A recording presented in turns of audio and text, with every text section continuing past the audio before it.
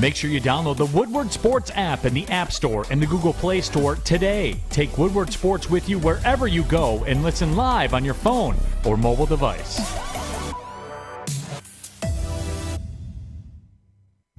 Good morning, everyone, and thanks for joining us on the Morning Woodward Show here on the Woodward Sports Network. Also featured on The Roar on 99.1, 93.5, and 94.7 HD2. Good morning.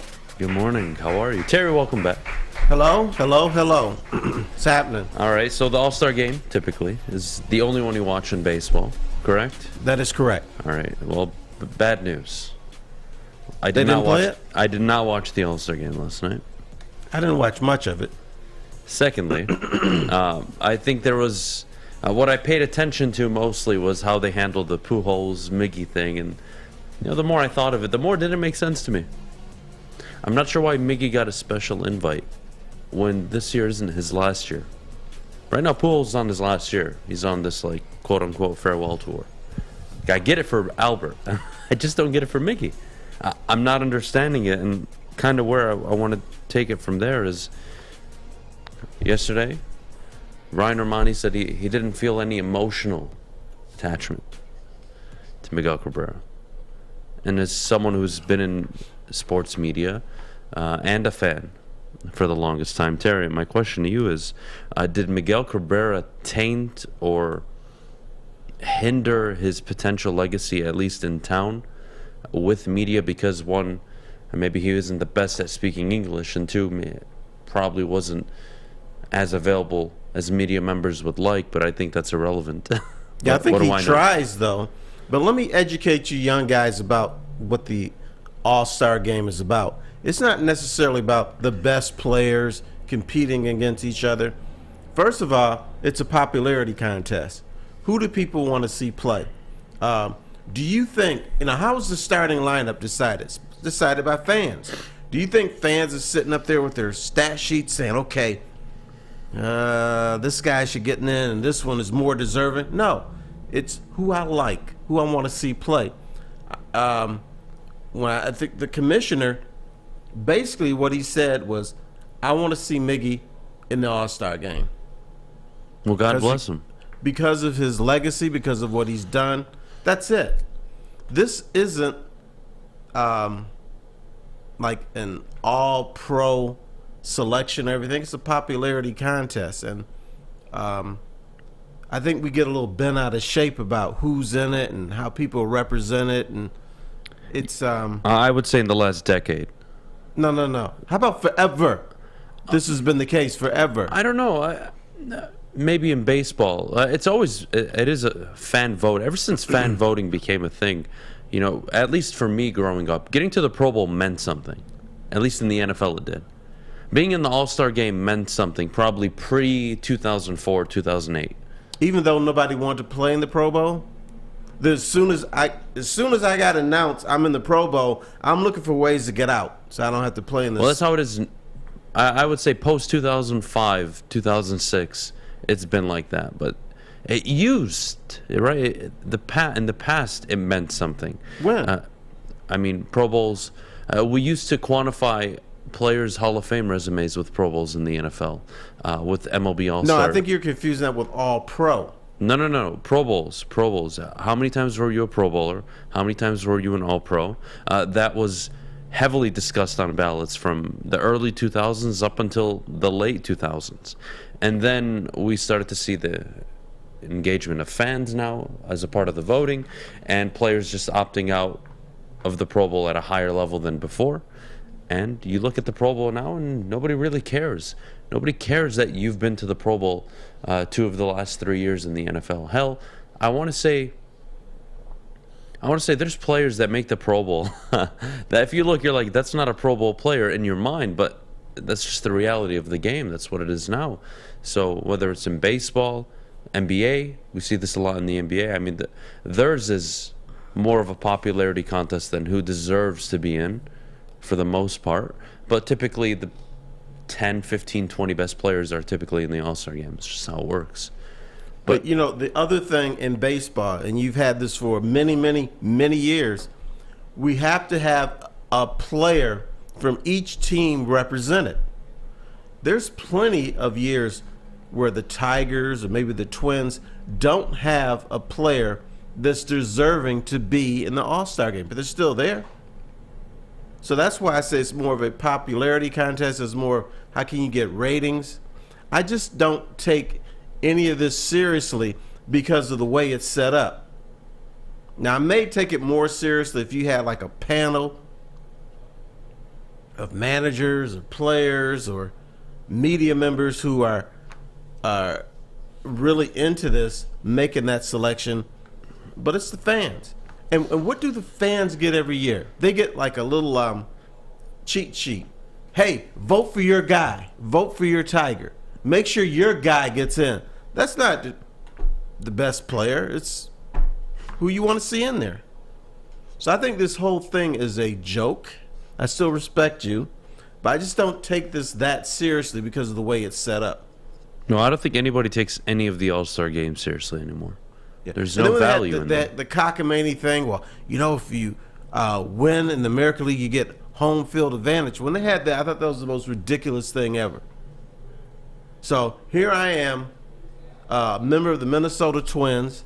My team is 80 games out of first place, but I'm up at the plate at the bottom of the ninth, and if I get a hit, I determine if the New York Yankees or the Boston Red Sox get home field advantage. I think they removed that a few years ago. They did remove that, but I thought that was another ridiculous thing. It just was one of the layers upon layers of how silly these All-Star games are.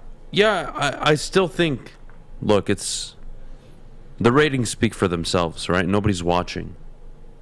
Nobody's watching these All-Star games. So in my opinion, if you want to have respect for your sport a little bit, and have Pro Bowls mean something and All-Star appearances mean something, well, Terry, I think it's simple. I think you brought up a perfect example. Media, credentialed media, players, coaches, executives, polled voting all together. Who's it? Cool, it's a list, it's announced, and then you host a charity event for maybe an All-Star weekend and everybody comes, they relax, they have a good time. Sure. But the idea of an All-Star game doesn't make sense.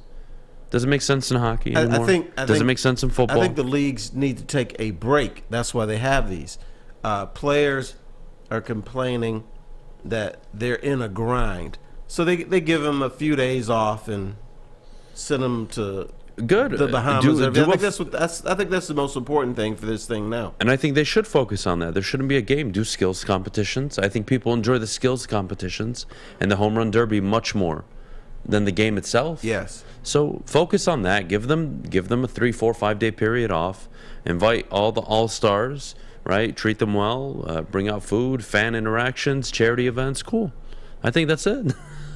The game. I'm not watching an All-Star game unless my specific hometown team is represented in abundance, and I just have a personal interest, right? A selfish interest. Remember the All-Star game where the Pistons 5 made it? Yes. Four of the 5. Four of the 5, excuse me. That was interesting. Right. Now I'm going to turn this on. I want to see what happens. That was interesting to us. That's interesting locally. I bet you the other teams in the Eastern Conference didn't give a fuck. No, they didn't. But the other thing about why they want to have All-Star games is because if you notice, cities bid on these games. So cities, whether it's right or wrong, believe that these things are providing economic and economic benefits. It does locally. So that's why you have the bowl games. The bowl games nobody watches, nobody cares and everything, but it means a lot to Orlando. It means a lot to Tampa. It means a lot to Memphis to get fans to come in. Maybe not just for that game, but maybe they'll say, you know what? I like Memphis. I'm going to come back as a tourist. That's why they have bowl games. They don't mean anything. And these All-Star games, like I thought when they had the All-Star game in Detroit, it gave Detroit a boost, like it gave the Super Bowl a boost, because maybe some people will say, you know what, Detroit's not that bad. I might come back and spend the weekend there. Yeah, well, you have people in Sacramento, credentialed people saying, oh, well, glad I don't live in Detroit. I swear, I don't get it. Like, you have to either be really old and your perception of Detroit is from the 60s or 70s. or you're an idiot. Either way, I can't help you. Well, but Detroit has a bad reputation. It's going to take decades to erase. Now, I still get this, and it's mostly from older white people. I haven't been in downtown Detroit in 40 years. Damn it, that damn place. Well, you know what? And you know what I say to that? Good. Because that means I can get into all the cool spots without worrying about your old rusty ass, clogging up the doorway. People only hear stories or they only see movies where Detroit is not depicted in a good light. So No, correct. it is what it is. It's still Detroit downtown. We'll just talk about downtown because there's two different Detroits. There's the neighborhoods. There's downtown Detroit. Downtown Detroit is one of the safest places in metropolitan Detroit. We got to go on a tour where if you're in downtown Detroit, they have this command center. And not only can they see you if you're trying to bop somebody upside the head, but you're in high def. So they see every move you make when you leave a restaurant and you go to a bar or something. They see you. Is that the Project Greenlight? No, this is something different. Project Greenlight is mostly in the neighborhoods and gas stations, but this one it's located in one of the bank buildings downtown, and they monitor Detroit. There's very little crime in Detroit, but if you ask the old people like me, Detroit's one of the most dangerous spots in all of America. But meanwhile, people, no, maybe not like Adham, maybe like Maddie. We're like the same age. No, he doesn't go anything. He doesn't do anything. I go to downtown Detroit every once in a while. Yeah, every once He in a hasn't had a while. pony dog. What, on game days when you had to do a broadcast? No, I'll take my wife out to dinner every once in a while. Okay. But you take advantage of it. Now, it's expensive down there. If Detroit was so criminal or criminalized or dangerous, drinks wouldn't be $15, $20 because the thugs can't afford that. It's trying to be like a baby New York or baby Chicago or something like that. Oh, God. Well, I'll tell you what. When we get back, JJ Redick had some interesting comments on the young Detroit Pistons roster, the core that they have. Is this the next championship team in town? Taryn, I'll ask you that when we get back. But before we do, Maddie, our good friends over at Syntron. Yes, our friends at the Sports Marketing Agency help spread awareness about mental health and substance abuse. Their new podcast, This is the F Word, helps spread awareness of fentanyl and other addictions. Go to thesportsma.com if you are struggling or know someone who is, and let them know that Woodward Sports sent you. New to the game or a season better? OddsTrader.com has everything you need to make the right bet ahead of kickoff. Begin your handicapping journey with OddsTrader. Improve your edge by finding the best price on every game from sportsbooks in your backyard. Take advantage of the numerous sign-up bonus offers to pad your bankroll. Dive into key game statistics, player performance, and even account for the projected game day weather. Best of all, you can use the OddsTrader bet tracker to keep a log of your action. Welcome to OddsTrader, and best of luck. Hi, I'm John from Better Rate Mortgage, and to me, family is more than blood. That's why I have the biggest family in Metro Detroit. If you're looking to buy a house or refinance and need a loan, come get treated better than family by me and our entire team here at Better Rate Mortgage. We pride ourselves on giving you better advice, better service, and a better loan experience. That's why we are Better Rate. If you're looking for a new mortgage, come get treated like family. Actually, better with Better Rate Mortgage. Visit us at mybetterrate.com or call at 248-480-4467 today. We are the network for Detroit by Detroiters. Welcome to the Woodward Sports Network.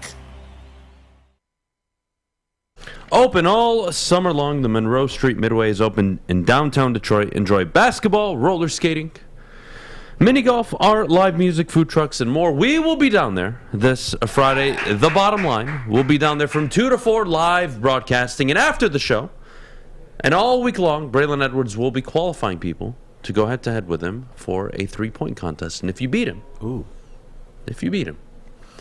win $1,000. Somebody should be able to And beat I don't him. know, I know Braylon played football. I don't know if he can hoop.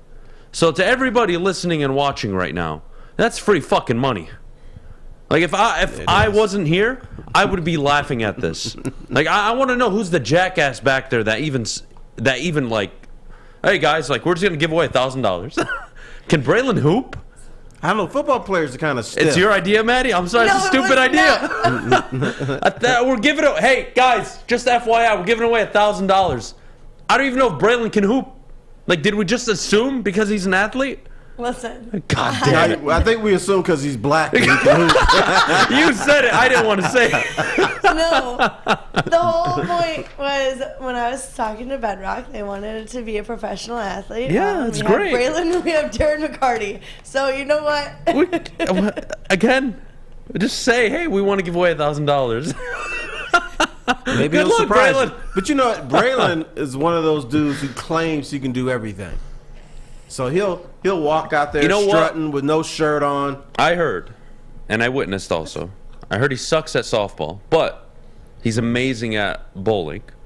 Okay. And I can imagine he can hoop. Yes, maybe I'm racist. I think it's because he is black. Sorry, Ted. Like, yeah. I hope he can hoop. I've never seen Congratulations to everybody who will enter. Probably going to win $1,000 unless Braylon can hoop. He didn't seem too worried when I He told seemed him confident. about it. Oh, yeah. Yeah, he was I very like, hey, confident. just so you Confident in know- everything. I was like, hey, just so you know, this 3-point contest, It's a 3-point contest. It's not a dunk I contest. said, hey, B, this is you. And he goes, oh, all right, I got this. And I was like, all right. All right. You know who the worst Honestly, I basketball hope somebody players are, wins though? and gets 1,000. Wrestlers are the worst basketball. Oh yeah, That I'm would sure. make sense. Oh god. Speaking of Jeff, you shooting should play hoops. anyways, but you just can't win the $1,000. Yeah, Jeff, you can enter, but you're not gonna win. I know like 8 people here at Woodward Sports that would be better at Yeah, we got a 3-point. bunch of hoopers Yeah, here at Woodward. All right, So let's chill. you know what? I'm gonna see if we can special invite Koo and have him just have him be there. He'll run the whole court, but whatever. Let's move No, on. they would shut it down because they would think it's Fixed. yeah, they'll look at him and think he's a Golden State Warrior basketball player. Oh god. Oh god. All right. There's Well. why'd you guys bring out Klay Thompson? This is not fair. Yeah, you know, at least we're being fair, right? We have Braylon out there, so there's like a legitimate chance you can win the thought. Look, I've never so seen Braylon hoop. Braylon, I hope you can play Neither have basketball. I. All right, well, that's the kind of But have decisions you we're making. seen me hoop? No. But can I? Yeah. I'm not going to take your word for I that. used to play basketball. You used to play basketball. Yeah. Everybody used to play. Yeah, I used to play basketball. I would not. All right. Anyways, I'm moving just on. saying, none of us are still Somebody playing who right now, actually played basketball, which JJ we Redick. don't have. JJ at Redick. Woodward Sports. Terry said that he's excited for the Pistons' young core. He said one of the more exciting teams to watch over the next 2 to 3 years, and that he believes in the next 2 to 3 years they will be one of the best teams in the Eastern Conference. First, your thoughts. Do you agree? And second, is this the next championship team in town? Well, yes and no. I buy what J. Redick is saying. I am excited about the Pistons, their young core, and the other thing that I do know that Troy Weaver has got some other things cooking for the next 2 or 3 years is going to make this team better. I don't know what he's going to do. Yeah, I mean, that's something that you can't predict. So I'm bullish on the Pistons. I'm glad that we have a innovative guy instead of trying to do things the old way, the Stan Van Gundy way. That just wasn't working here. But I think the next championship is going to be the Wings. I believe more in Steve Eisman. I think his he's got the thing that Steve Eisman doesn't have to worry about. He doesn't have to worry about management getting involved. The thing that I fear, and I think it's a small chance, but there's still a chance. I think Tom Gores or somebody in the front office still could get involved and say, well, no, Troy, we want to do this. I want to bring in this superstar, and it could mess up everything. Steve Eisman has got carte blanche. He can do whatever he wants. If he wants to destroy Little Caesars Arena and start all over, they'll let him do it. I do agree with you on the next championship team being the Red Wings. I think they're further along than anybody. That can change in the next year, 2 years, depending on teams and the moves they make, what the Pistons do, what the Lions potentially do, who knows, how their players work out, how the players they've drafted develop. That all matter. We're not going to be talking about the Tigers winning a championship for the next 30 years, guys, so I'm not even going to waste my time there. Yeah, the Red Wings, to me, are that next-in-line team for a championship. But is Al Avila going to be here in 30 years? Yeah, he'll could be. He could be dead, and he would still be the GM. Chris would be sitting there at his grave. Al, what do you think of this player? Yeah, man, I agree. Yes. Here's your next check, bud. Al Avila is not going anywhere anytime soon. And for the life of me, I don't understand. We'll do that later. Okay, thank you. We'll do that later. I think he's right 100%. This will be one of the more exciting teams over the next 2 to 3 years. You have an up-and-coming, selfless individual who could be a superstar in Cade Cunningham. This is a guy that this upcoming season likely could give you 20 to 22 points a night, 6 to 7 rebounds, 6 to 8 assists. That's insane for me to even comprehend for a Detroit Pistons basketball player, let alone at his age. You have Jaden Ivey, who is uber athletic. I mean, you've seen the sample size, yes, in the summer league, yes, at Purdue, but you've seen this. You've at least seen it now. He jumps out of the court. His athleticism is. He's typically the most athletic player on the court at any given moment. Yeah, he needs a new brand of gym shoes. Probably. Because they can't keep him upright. The dude's on the floor all the time.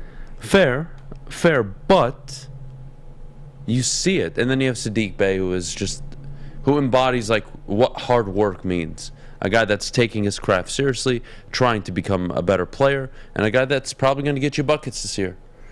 There's no younger core I'm excited about, given the sample and the evidence we have, than what the Pistons have.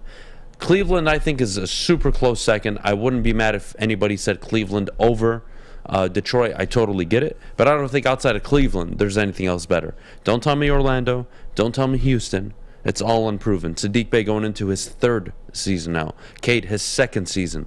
Jaden Ivey is the rookie. He's the young one of the group. And Cade Cunningham is the best player out of any of those teams that I've mentioned at his age and at where he's at in his career. It's not even close. So none of those teams have Cade Cunningham, and they would all love to have him. I think that's a good start for the Pistons. It is a great start. Another thing is that your young leader, Cade Cunningham, is mature. He's not a guy that when you talk to Cade Cunningham, what's most important for you? Going to the club and hanging out and doing my thing, which he probably does, but that's not what is most motivates him. For instance, James Harden. Let's say James Harden is your leader. He's an older player, but maybe until recently, I still think his main thing was, let me go out, go to the club, look good, get my beard oil on, and get my thing on. And Cade Cunningham, I think he wants to win a championship, which is rare because with me dealing with the NBA players, normally up until age 27, they just want to get paid. Let me get my money. Let me hook up mom and pops. Let me go out and be high profile. And then at age 27, they start talking about, oh, I don't have a ring, so now I got to get a ring. Cade Cunningham has started that process early. Speaking of which, when we talk about talent, I don't think you've had this talented of a player, and could be players with Jaden Ivey now. But let's just focus on Cade. I don't think you've had that kind of player since Hill. Yeah, and prior to him, Isaiah. I would say Grant Hill. Easily. So Grant Hill is your last uber athletic, talented, superstar potential player you've had. You had a lot of star. I would quantify Ben Wallace as a star. He was a star player. But in a different way. But in a different way, yes. Not because he did everything nobody else in the league wanted to do. Or could do, to be honest with you. Well, at least defensively. They didn't want to do it. That's why they couldn't do it. And then you have, you just had a core of really good players, and I think Ben was your star. I think he's the only one you could label as a star. Chauncey wasn't a star. in his own right. Sure, you want to give him credit. Was Rip a star, Terry? I wouldn't quantify him as a star. This is a basketball team that hasn't had that since Grant Hill. But I do think that what Rip Hamilton did was, people kind of overlooked it. Oh, absolutely. I mean, the way he played, speaking of not wanting to do that, nobody wanted to run off 4 or 5 picks per possession and then come back the next possession and do it again and then score. We took for granted, when he scored 20 points, it's big deal. That's just what he does. But star, I would say Rip was a star, but not a superstar. Not that tier 1 guy that you're talking about. There's a bunch of stars in the league, and I think it's all your interpretation, but they're not superstars. And nobody in that Pistons team was a superstar. Yeah, none of them were, and that's what made them so special, right? They're going to work Pistons. I still think Ben Wallace was a star, defensive player of the year, 3 consecutive years? Yeah, I think 4 times. Four times, yeah. So that's a star to me. You go back to the bad boy Pistons, that was a team full of stars. Rodman, in my opinion, was a star. I know he won't get the credit, but Lambeer was a star. Rodman was a star. Dumars, I mean, damn it, he was up there. I'm not going to knock anybody for saying he was or wasn't. And Isaiah clearly the superstar on that team. Right. But that was a loaded team. And it went 9 deep. So you had Mark Aguirre, who was a 20-point-a-game scorer in Dallas, coming off the bench a lot of times. Sometimes you had Dennis Rodman coming off the bench. It all depends. They kind of went in cycles about who was going to start and who wasn't going to start. Another guy that was damn good that he gets no credit and probably doesn't deserve it was James Edwards. James Edwards, he averaged like 10, 12 points a game. So you think, big deal. But the baskets, when he scored those baskets, meant a lot. He's the one that got the game going for the Pistons. He would always routinely score like 8 to 10 points in the first quarter, and then you didn't hear from him. But the Pistons needed that jolt to get going and to be engaged in games, and James Edwards gave that to him. But is he a star? No, he's not, but he was very important to the process. I think that's fair. Well, I'll tell you what, Terry, Notre Dame, pretentious, stubborn, on their high horse as a university. They're looking to get $75 million to stay independent. That's their goal. They want to stay independent. Why? I'm not sure. I truly don't understand it, but you know what? We'll get into that conversation in just a bit. Before we do, though, Maddie, could you tell everybody about the best defense on and off the field? Yes, I can. Summertime is here, and that means spending more time outside. Let Guardian Alarm give you peace of mind while you're out enjoying the sunshine. Just give them a call at 1-800-STAY-OUT today, and you can rest easy knowing you have 24/7 protection. That's 1-800-STAY-OUT right now, and let them know that Woodward Sports sent you. Hi, my diamonds. It's Crystal with an X. You want to get hot and perfect like me? Here's my super easy routine. Drink at least a gallon of water before you wake up. Attach a weight to everything in your house. Hello? Sell your car and just sprint everywhere. Scream when you exhale. Don't follow Crystal with an X. Do your own thing at Planet Fitness with tons of equipment and free fitness training in our clean and spacious clubs. Join now for just $10 a month and cancel anytime. It's a great day to get some Centron in your life. Okay. There it is. Centron, here we go. Gotta grab the cranberry. Oh wait, it's 2 for $4. Gotta double up with the classic as well. Centron World, baby.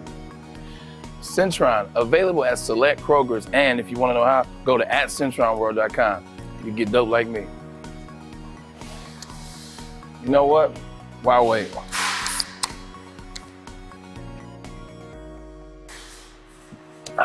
Great taste, guaranteed.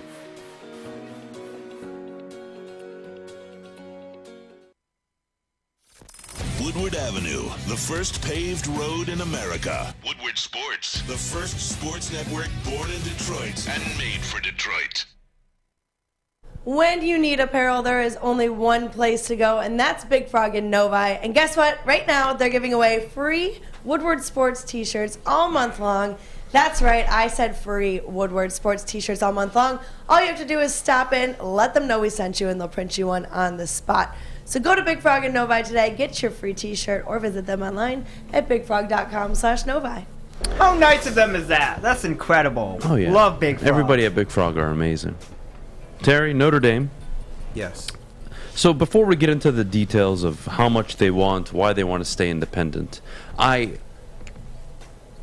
do believe, and by the way, they have the #1 rated recruiting class as of right now for 2023. I could be wrong, it might be 24. But as of right now, they are recruiting at an insane level. They are spending upwards more than Georgia, even, LSU even, in terms of NIL. Notre Dame's committed to Marcus, their new head coach. And I think they're going to be in a good position. Having said that, I don't believe they will ever achieve what they say they want to achieve without joining the Big Ten. The Big Ten is the perfect marriage. And if they look at the Big Ten, I know they're looking to get, $75 million from NBC to stay. But that's such short-term thinking. In a few years, the Big Ten deals will be done. They're going to renegotiate. And Fox is going to pay roughly $100 to $110 million per university. That'll be the payout from the TV rights deals and the media deals. Right now, it's about 60 to 70. And if I'm Notre Dame, how I'm not jumping on this Big Ten train with USC and UCLA? Like, again, you want to talk about money?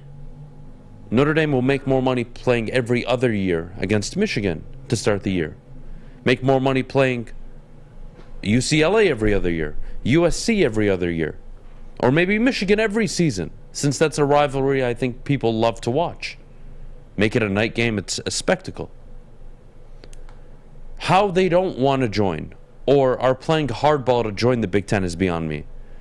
They are some of the most ignorant, stubborn pieces of shit in college football, in my opinion. I might be very mean right now, but I don't care. Terry? You're probably right, but I think what's happening here is the Nebraska and Penn State factor are happening. Before joining the Big Ten, Nebraska and Penn State were national powers. They were every bit, maybe half step behind what Alabama is now. But how long ago, though, right? Hang on. But when they joined the Big Ten, they were just one of the gang. And maybe Notre Dame looked at that and said, you know what? Yeah, we might get paid, but we don't want to be an afterthought.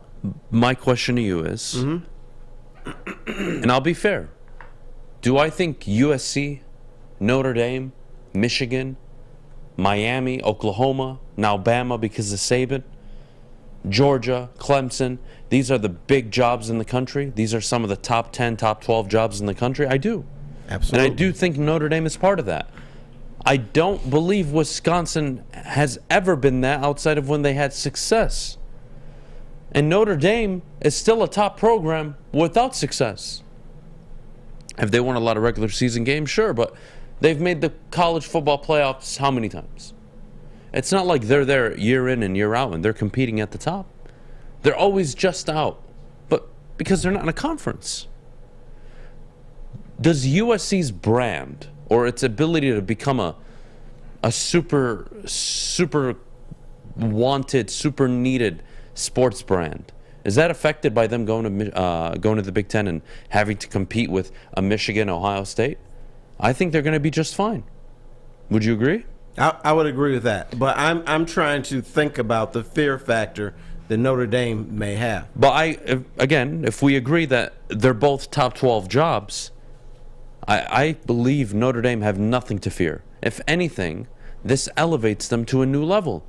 And I'm sorry, Notre Dame is a good football program. They are. But the big but is they need to be playing good football teams more consistently, not the ACC schedule that they have, and then a bunch of out-of-conference games that they schedule that nobody cares about. Beating Michigan in September, October, potentially Penn State every other year, Ohio State every other year.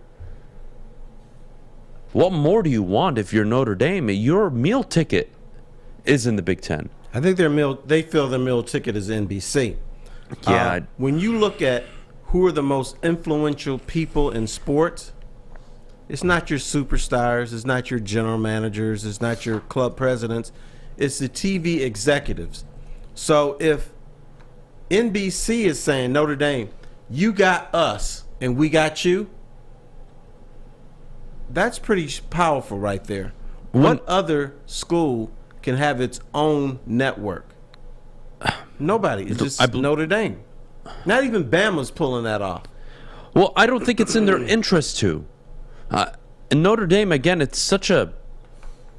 such a secluded group of individuals, such a tight-knit, closed-minded community in the sense of what they are, especially all their alma mater. But Terry, I look at Notre Dame when Brian Kelly took over. Charlie Weiss in 3 seasons had won 13 games. 3 seasons prior.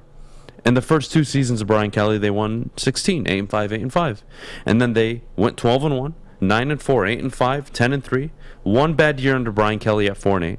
And then 10-3, 12-1, 11-2, 10-2, 11-1. Now you have Marcus Freeman as your head coach. And I think he will continue what Brian Kelly has helped establish at Notre Dame. But it only takes 2 consecutive down years not involved in the Big Ten for all this to go away.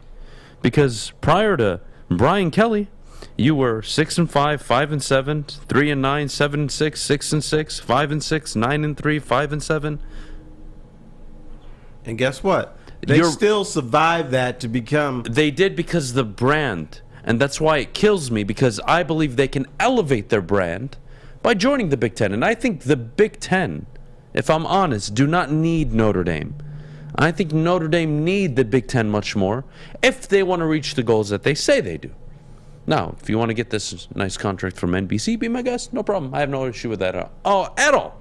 But don't complain like a bitch at the end of the season when people like me are saying, yeah, I'd rather have Oklahoma State, I'd rather have a second-place Big Ten team, a second-place SEC team over your stupid fucking program in the college football playoff. Yeah, but who's going to get in? You may want something, but who's going to get in over the second-place Oklahoma State?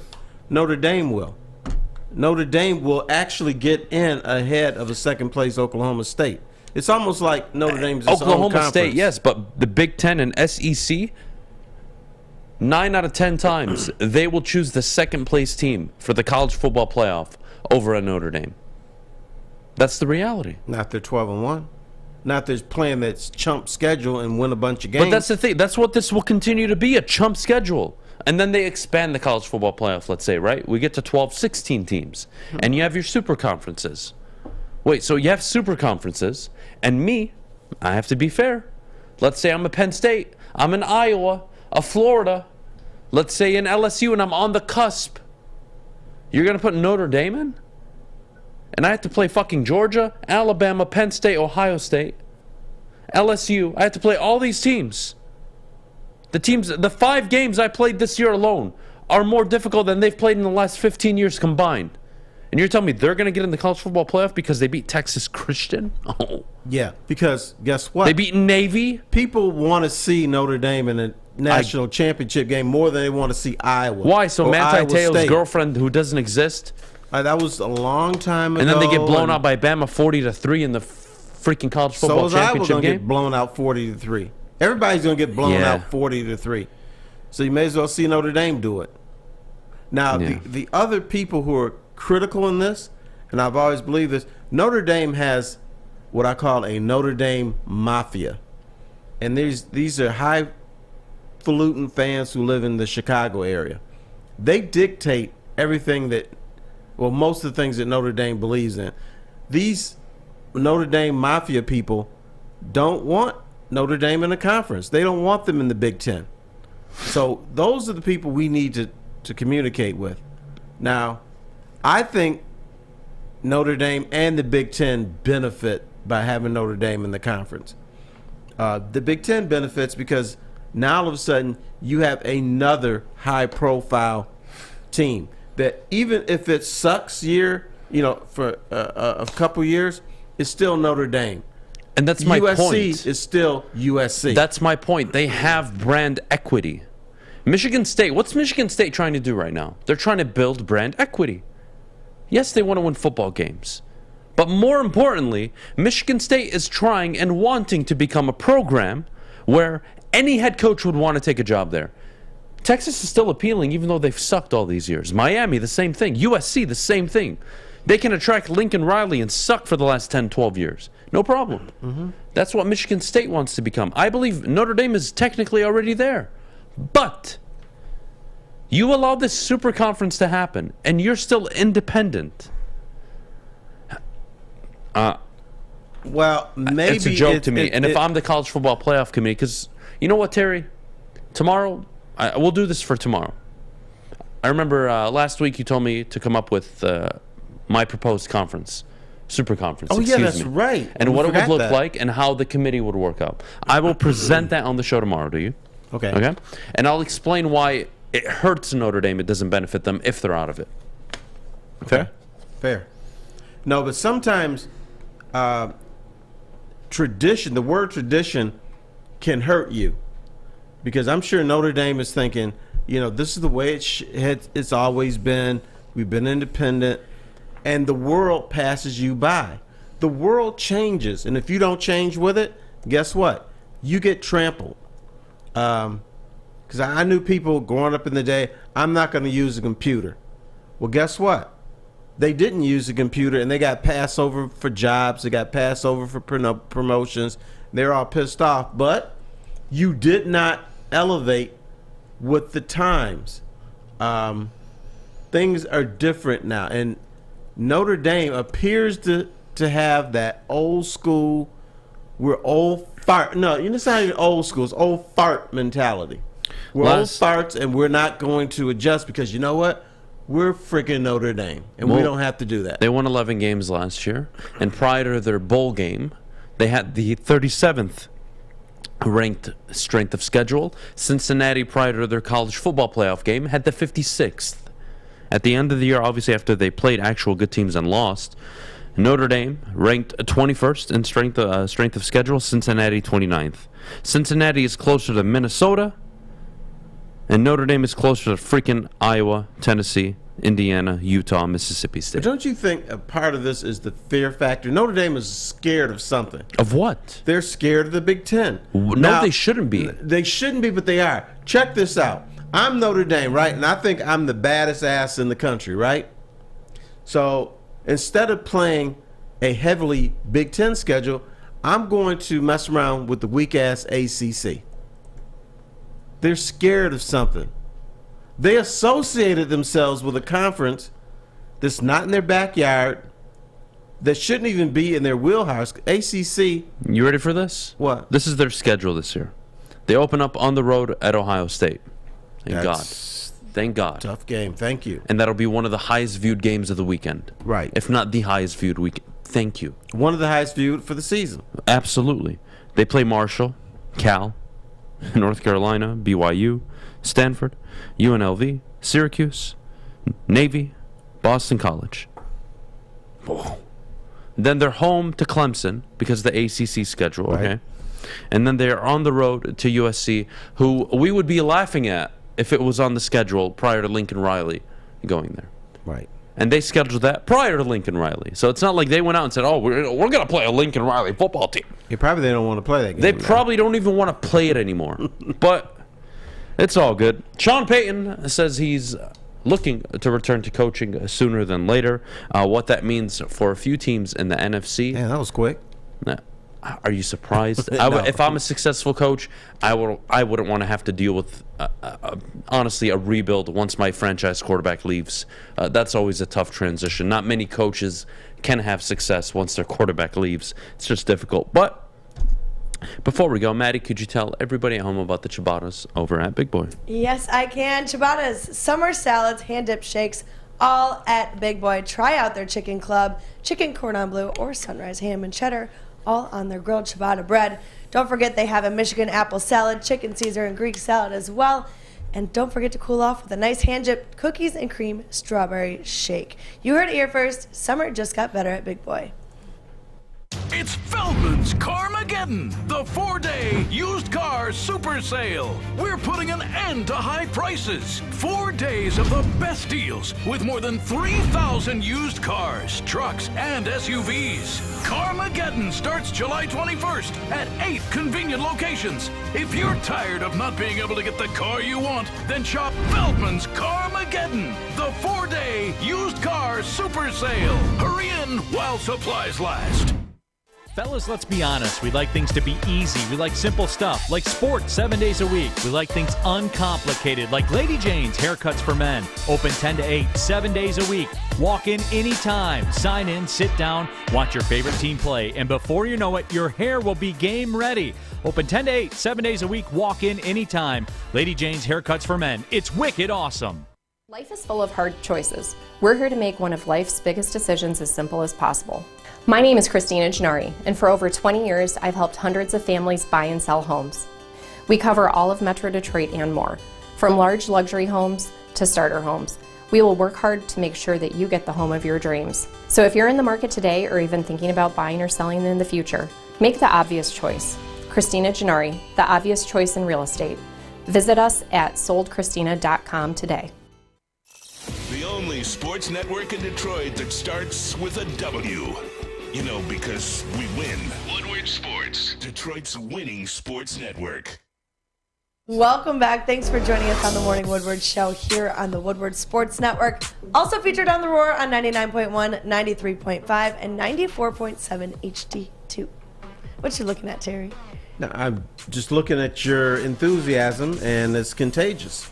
Yeah, I want to know. So Terry mentioned if we're watching, what is it, The Captain? The Captain. So I know Maz is. Oh yeah. And I know he's I'm all surprised over Maz it. hasn't had a viewing party. Oh, he can't. Not publicly. No, Okay. he can't do that because he's watching with Vaseline napkins. You know the deal. No. Oh, geez. So Derek Jeter.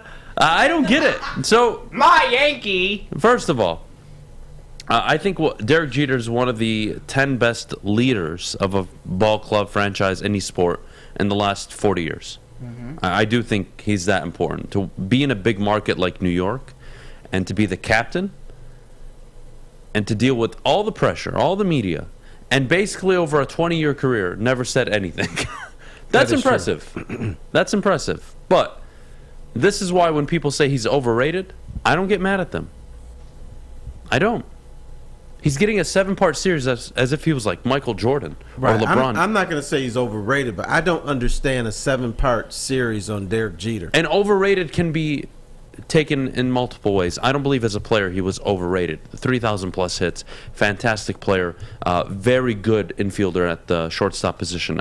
He was vital, but also context matters, right? Like, what are we talking about? This is a guy who should have been a first ballot Hall of Famer, but a documentary series as if like he has. What was so difficult? Playing with Alfonso Soriano, Mariano Rivera, Alex Rodriguez, just to name a few, Andy Pettit, having the unlimited funding from your ownership, like it's beyond me. I'll never understand it. So out of respect, I'm just gonna let it go. Whatever. I really don't care. I'm not going to watch it, though. Well, I watched part 1, and what I learned is he sucked his in the minor leagues. He sucked when he came into the league. He was an 18-year-old kid. Yeah, I didn't need to see that. Because they want you to have the feel-good story of, oh, look at this little kid that sucked in 18, and now he's a hero, and he's the god of baseball. In one, if you want to do a documentary, fine. I could do it in one show. Let's do when they won championships. Let's do I didn't give the New York media anything, the scrutiny. Let's do the rumors. There were rumors about him, even though he didn't say anything. Let's just hold it at that. Do it and call it a day. But they want you to be hooked on him, so they got to start when he was young and sucked, and now he's coming up and he's this, oh, God, angel of baseball. Sure, and look at him, the nice boy of New York. Don't bore me. I could understand The Last Dance being faceted, even though it was a bunch of bull in that thing. But I can understand that. But one dude, because he played New York, because he played shortstop, it was his childhood dream. I don't get it. But maybe I should back off that because they're able to sell it. Some advertisers bought into it, and that's probably the main thing that happened right there. People say, okay, you know what? I'll put a few $1,000s or a few $100,000 to promote this show. So that's why, everything always boils down to money. And they don't need to get great ratings for this. They just need to find somebody who says, I believe in that show enough that I'm going to advertise on it. But looking at it journalistically, looking at it as someone who's a follower of sports, I don't get it. He does not deserve a 7-part series when we're just talking about Yankee. It's because he's a Yankee. But Sean Payton in the news. Yes. Said he'd like to return sooner than later. He's not sure which club it is, but I have inside information. Oh, I can't wait. I do. You ready for this? I'm ready. All right. Well, if you got to stand up, then this is official. This is official. Are you going to squat or stand up? Let's give a round of applause first. Everybody, let's start. Round of applause. A round of applause to Mr. Mike McCarthy out in Dallas, who will be out of a job at the end of the season. No matter what happens this season for the Dallas Cowboys, because Jerry Jones will pursue Sean Payton, and he will fire and get rid and move off of Mike McCarthy. This is a team in Dallas that had moments last season that were okay. I think they have a nice up-and-coming young coordinator in Kellen Moore. Definitely a guy who's probably going to get looks at for a job sooner than later, but this is the perfect fit. And there's no fit in the NFL right now outside of Dallas that works for Sean Payton. Culture fit. He's always talked about the Dallas job. Familiar with Jerry Jones, good friends with Jerry Jones, actually.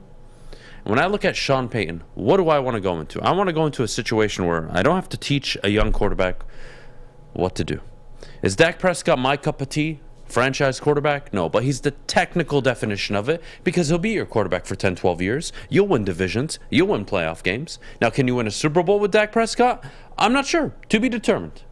To be determined, I'm not going to rule it out because if you bring in a coach like a Sean Payton, you upgrade the roster, you surround him with more talent, especially on the defensive side of the ball. Well, anything's possible. You got to throw in one more thing. Go ahead. The mentality of Sean Payton is this. I'm such a good coach. Dak Prescott is going to be a much better quarterback under my tutelage. So you got to throw the ego in there. Oh, absolutely. I'm going to make him a better player. And I think he will, though, right? If I would have... Look, I don't want to bring up Stafford right now, but I'm just going to for example's sake. Were you confident, or I should say more confident, in Matthew Stafford when Sean McVay was his head coach prior to results? Were you more confident what he could do when Sean McVay was his coach, or Jim Caldwell, or Matt Patricia, or Jim Schwartz? Like, there is a significant difference. And that's why when you have a coach like Andy Reid, everybody blasted the Chiefs for taking Patrick Mahomes and trading up after they went 12-4 with Alex Smith. And there were the smart ones that looked at it and said, well, Andy Reid is arguably one of the 5 greatest offensive innovators and coaches of all time. There's no doubts. He made Donovan McNabb look like the bee's knees. And McNabb was a good quarterback. Well, I didn't know you would know that phrase. Not bad, huh? The bee's knees. All right. I haven't heard that in decades. Well, the point is, coaching matters in the NFL, especially offensive coaching for quarterbacks. And last season, under Anthony Lynn, were any of you confident in Jared Goff? No. Should you have been? No. Are you a lot more confident in Jared Goff now that Ben Johnson is the OC? After everything you saw at the end of last season. A little bit, but I'm still not convinced. But you're more confident, right? Got a little bit more fizzle. And I would be more confident in Dak Prescott if his coach wasn't Jason Garrett or Mike McCarthy, and it actually was Sean Payton. I think Dallas is the perfect fit. So again, just from now, congratulations to Mike McCarthy You will be the hell out of the NFL. Goodbye. That's done, sealed, delivered. We all know it. You can see past it. Jerry Jones is sitting on his yacht right now like, oh, man, let me tell you. After this season, I'm going to get me Sean Payton. We're going to win a Super Bowl. Mike McCarthy lost me when he was in Green Bay. They played a game at Ford Field, and all they had to do was pass the ball to kick the Lions' ass because the Lions' secondary was struggling and everything. But he came in and said, I'm going to establish the run. He ran the whole game and ended up losing the game. And there was no reason for Green Bay to lose that game. But because of Mike McCarthy, that's why they lost that game. So, yeah, he lost me a long time ago. I just think I'm not going to call him, I'm not going to put him in the bulbous category, but he's a little bit on the mediocre side, maybe the overrated side for me. One of the things I noticed, especially when it comes to football, is when you have a situation like Mike McCarthy had, right? Aaron Rodgers, and it ended the way you did. It's like a divorce. I'm in a relationship, I get a divorce, okay? It happens. I move on, and I find hyper success in my career, and I am now dating or engaged or let's say married again to somebody who is also successful and much better looking than my previous partner. Like Maddie. Right? So, here we are, right? Right. But my former partner is now with another individual who is not as successful, not as attractive. And she's become a hag. And she's become a hag. Also like Maddie. Going nowhere in life. Like, here we are. So, the point is, when you leave Aaron Rodgers and he upgrades to Matt LaFleur and they win 13 games for 3 straight seasons, how does that make you look? 2 NFC championship appearances. How does that make you look? It makes you look like a bad coach. And then you go to Dallas and the NFC least, as we call it, because it's one of the worst divisions in football, and you win the division. And your offense is sporadic. It's sporadic, inconsistent, and you won your division. Congratulations, Dallas. I think Sean Payton's the perfect fit, and if you were to tell me that the Dallas Cowboys were to get to an NFC championship game in the next 3 years, I would tell you it's because Sean Payton is their head coach. It makes sense to me. I think Sean Payton's the perfect I will move. not argue with you about that. It is perfect. All right, well, America's team is high pro, and Sean Payton, I think, likes the high profile. He wants that job. He wants that job 100%. Top of the hour coming up. Miguel Cabrera's legacy, but more importantly, Al Avila is still the GM of the Detroit Tigers, and it's very difficult for me to go a morning without bitching about it. So, no, I'm going to give you a prize if you can go through the whole segment without calling Al Avila fat. That's not going to happen. I'm not getting a prize. And here we are.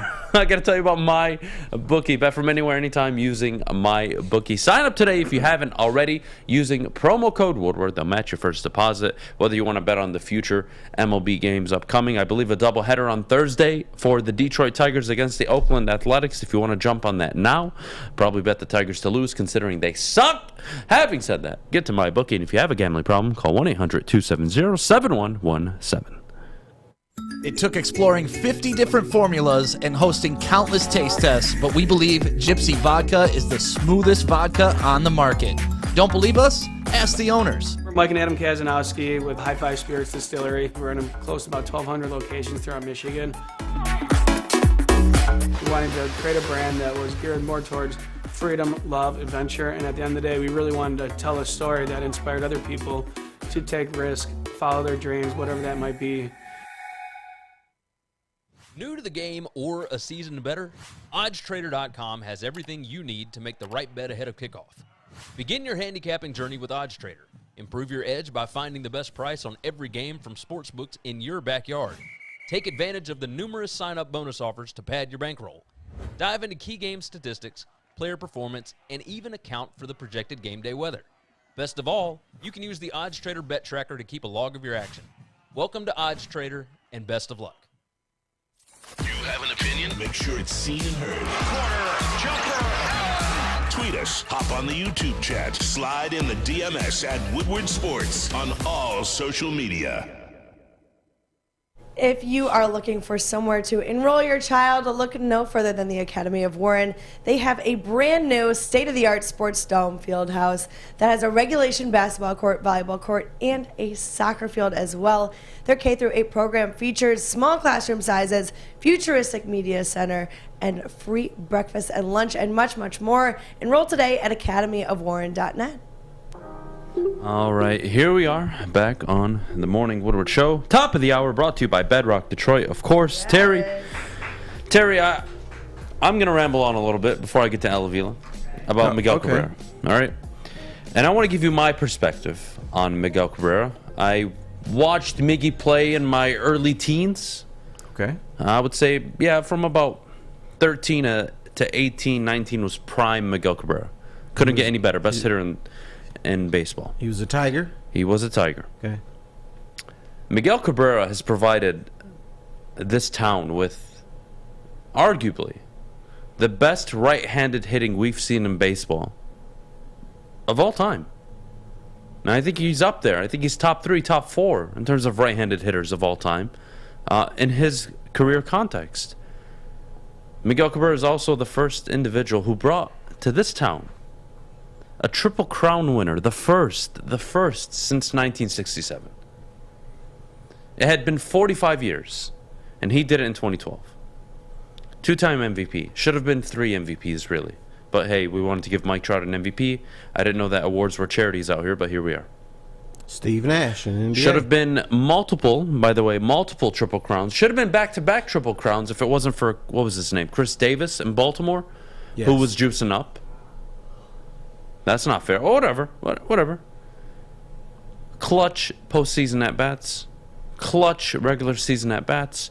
And for that extensive period of time, 6, 7, 8 years, Miguel Cabrera, more than any player in baseball, and I could argue the only player in baseball during that time, who was must-watch. Miguel Cabrera was batting, you turned on the TV. Whether it was in April or October, you were watching Miguel Cabrera bat, because you knew something was going to happen. 340 batting average, 40 home runs on average a year, 120-plus RBIs on average. Miguel Cabrera gave this town, but forget Detroit, he gave baseball one of the greatest 6, 7, 8 year stretches of a clean hitter in baseball history. He's up there with Ken Griffey. He's up there with Hank Aaron, Babe Ruth. You put him anywhere, any era, compare any 8-year stretch. Albert Pujols, when he was with the Cardinals. Compare those stretches. Miggy's there. And we forget that. Why? Because he's old and we're paying him $35 million and he's not hitting a bunch of dingers at his age? All right, whatever. I feel these last 2, 3, 4 years have just ruined memory or caused memory issues. Maybe COVID just messed everybody up. I don't know. I really don't. But he's currently your best hitter on this team. Not saying much, but still. I can only remember Miguel Cabrera as one of the greatest hitters of all time, not just Tigers hitters. And we talk about Mount Rushmore for the Detroit Tigers. You have Verlander, you have Trammell, Whitaker, you have Miggy. Yeah, you have more players than that. There's so many greats. But Al Kaline, but he's up there, and he's in that conversation. And I don't think anybody can dispute his legacy in town anymore. I don't care if he wasn't friendly to media, or if he didn't speak the English language, or if he was just a goofball, or he had drinking. I don't care. I don't. I'm going to dispute that wasn't friendly to media. I think it was more media was afraid to approach because of the language barrier, and sometimes he didn't want to talk. But if you pressed him, he would talk. I had a situation where I was supposed to talk to him before a game. He didn't show up. Doesn't do the interview. So after the games, I'm like a lot of people, well, damn, this dude blew me off. This dude, after the game, sought me out, apologized said, there's something happened. He didn't get there in time, and so he didn't come to the interview, but he wanted to do it then. The thing with Miguel Cabrera, you could get information out of him, but you had to work at it. You had to ask the right question. Sometimes you had to ask the same question 2 or 3 times. So in other words, you had to go in there and you had to say, I'm not just doing an interview. I'm going to work hard to do this interview. And sometimes people in the media just didn't have time or just didn't want to spend the time, didn't want to do the extra it took to talk to him. But he talked to you, and I thought he was very friendly when he did. But the problem with him, and maybe I thought what you're getting at, is how come, despite everything he did, and you're right, how come he didn't own this town? To me, Miguel Cabrera never owned Detroit. Maybe because he wasn't drafted here? Verlander I think it was the language. He struggled with I'd the like language. to think we live in a world where we look past that. You know what? I wish we did, but we don't. From 2008 to 2014, and I know we're not denying he was a great player, but I just, again, want to put it into an emotional perspective. From 2008, I was a freshman in high school. So from 2008 to 2014, 2 years after I had graduated, Miguel Cabrera averaged 36 home runs a year, 121 RBIs a year. He averaged 192 hits a season, and he batted, what was his batting average? I can't even find it on here. 325 batting average. All of which, those averages in that 8-year stretch, were tops in the majors. Nobody did more. And you stack up that 8-year period with Ken Griffey, Pujols. You want to go back, Hank Aaron. You want to go back, Babe Ruth. I don't care who. He's there. And for me, and again, maybe because I was young, Terry, maybe because I wasn't an adult, but that was must-watch TV. You would find a way to get your phone opened and somehow illegally stream or turn on the TV in the classroom to watch Miggy bat at 1 o'clock, 1:05. No, that part is true. And I believe that.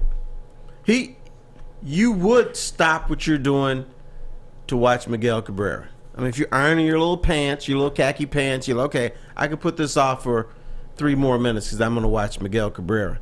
There are a few guys like that in the last 30 years. I think Cecil Fielder was like that. You stopped doing what you're doing when he was up the plate. Miguel Cabrera, obviously. Maybe, no, not really. I was going to say Prince Fielder, but no. Those were the two that you stopped doing what you're doing to see what they're going to do. Because maybe Cecil Fielder was going to put one over the roof. You didn't know what was going to happen. So, but I guess my question, and you come from a different perspective than me. I don't think Miguel Cabrera ever owned this town. Like, Detroit belongs to him. Did Detroit belong to Verlander? Yes. And I would say it's true because Verlander, Cy Young's MVP, right? MVP as a pitcher. Verlander was drafted by the Tigers, and we swooped up Miguel early on in his career from Miami, or excuse me, the Marlins. Yeah, Miami, same thing. So we snagged him up. And he spent a majority of his career in Detroit. And when he goes into the Hall of Fame, it'll be as a Detroit Tiger. He has spent 13 seasons, I believe, as a Tiger, and maybe 4 as a Marlin, where he did win a World Series, by the way. Mm-hmm. And maybe Miggy never took over the town, because in baseball it's a little different. And tell me if I'm wrong. But in baseball, in the regular season, we pay attention to the hitters.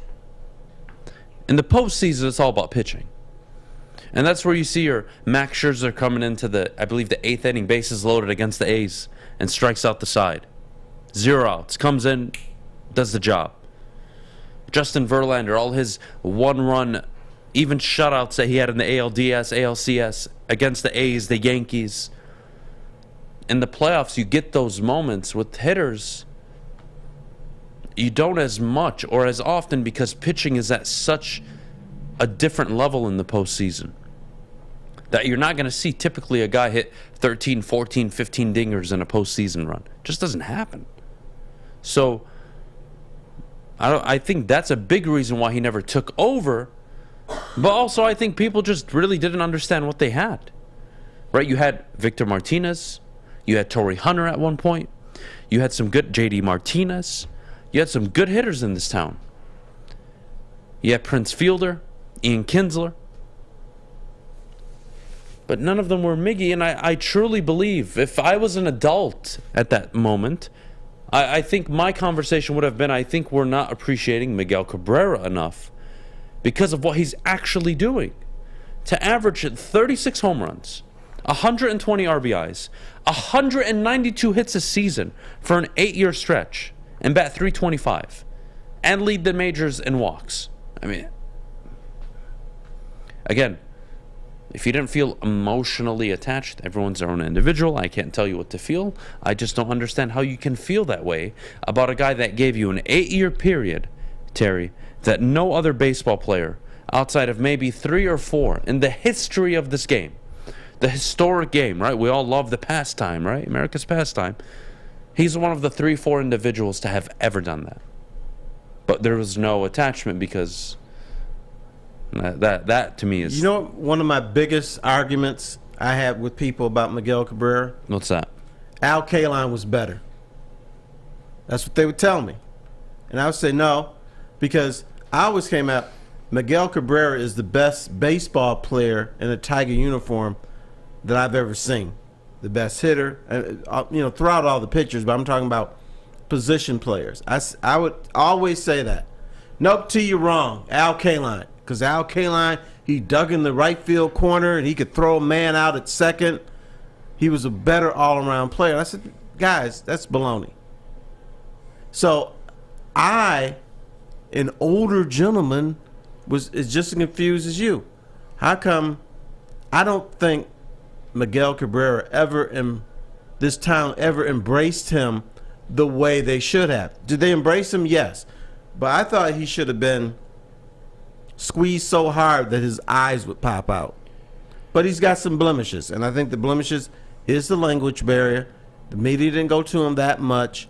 I think in the last 5 or 6 years, we've seen the gregarious Miguel Cabrera only because he's passed milestones and the media has had to go to him. But I think pretty much they was, okay, I don't want to deal with this, so I'm just going to ignore him today. He also had the incident where he called the guy fat in a restaurant near here. What's wrong he with was going to blow up a... What's wrong with that? I'm just telling you, he was mean to a fat guy. He had it coming. And even if he didn't, so what? People have mean moments. He's going to blow up buildings in Florida. I think that... Mean moments, Adam? What, you've never been mean to anybody? Oh, I'm always mean. All right, so shut up. But that's not a moment. That is the way I live my life. All right, well, Miguel Cabrera has had moments. Every human has moments. Yeah, but nowadays with social media, you get canceled for that now. No, you only get canceled if you allow yourself to get canceled. No. Don't talk to me. Talk to the people on the Twitters. No, I think cancel culture took a big hit once COVID happened. Shut them down for a little bit. Culture. I hate cancel culture. I think it's ridiculous. You're gone. Fuck you. You think I care? What did you say? Fuck you. Leave. Okay. You and your cancel culture. Please say less. Can I ask why you love it? Because I don't need to deal with you if I don't want to be around you. Yeah, it's necessary. You have the right not to deal with somebody and tell them to just go. You're not worth my breath or my typing or anything. I'm just gonna let you go. See ya. All right. It's also called ghosting. I think it's necessary. I think it's a bunch of bitches on Twitter.